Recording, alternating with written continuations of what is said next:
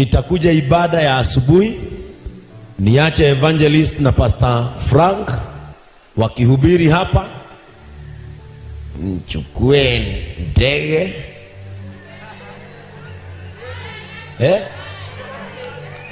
gari yangu inaitwa ndege.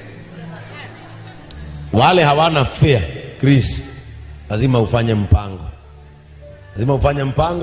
tupate basi kama 10. Ndio. Tupate basi kama ngapi?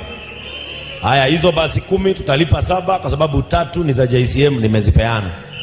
Sasa nitapeana basi zetu za kanisa na tuongeze basi zingine kama 7. Na zote zielekee wapi?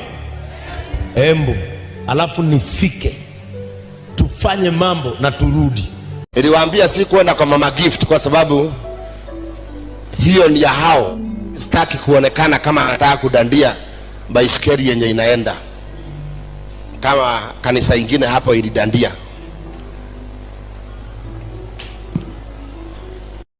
Niliwaambia si kwenda kwa Mama Gift kwa sababu hiyo ni ya hao.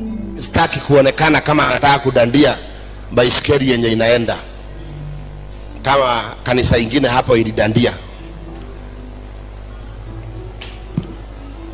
Naelekea kwa Mama Gift. Juu saa hii tumejiita mkutano kama vijana. Tukaona shida sio kupea mtu mmoja pesa kwa kibanda yake ama kwa duka yake, na si tusi mtu. Mimi ni mtu wa kanisa kutoka kitambo, lakini kanisa za siku hizi zimekuwa biashara. Sasa tumesema sande zetu kama vijana kushikana, tunasaidia mwenzetu, tunamtoa kwa block, anatoka na 5. Lakini pastor tukimsaidia kidogo kidogo anasaidia bibi yake peke yake.